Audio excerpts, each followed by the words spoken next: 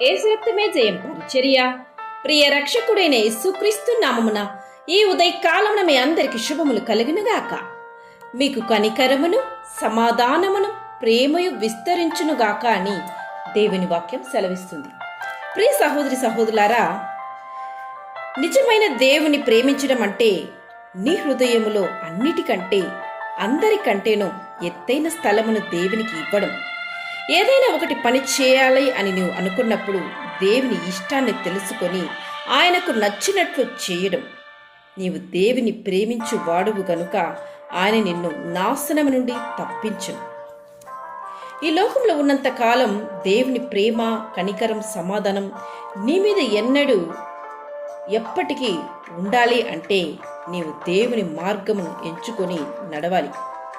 అజ్ఞానాన్ని విడిచిపెట్టి దేవుని కనికరము సమాధానమును పొంది నీవు అనేకులకు మాదిరిగా జీవించాలి.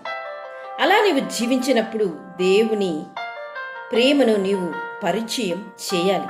అప్పుడు ఆయన పరిశుద్ధ స్థలములో నుండి ఆయన నీకు సహాయము చేయను. నన్ను కనుగొనువాడు జీవమును కనుకొనును, యెహోవా కటాక్షం వానికి కలుగును అని దేవుని వాక్యం సెలవిస్తుంది. సర్వశక్తిమంతుడు గొప్ప కార్యములు నీకు చేయాలంటే ముందుగా దేవునికి నీవు పరిశుద్ధ అలంకరణతో ఆయనకు భయపడి జీవించాలి, పాపమును విసర్జించాలి. అలా నీవు జీవించినప్పుడు దేవుని పాదాల దగ్గర నీ ప్రార్థన చేరుతుంది.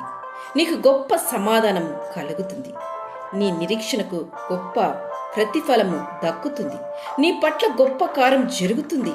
ఇంకా ఆసక్తితో ప్రార్థన యందు నీవు పట్టుదల కలిగి జీవించే వ్యక్తివైతే నీకు అనేక గొప్ప కార్యాలు దేవుడు జరిగిస్తారు. వారి హృదయం యెహోవాను ఆశ్రయించి స్థిరముగా ఉండును.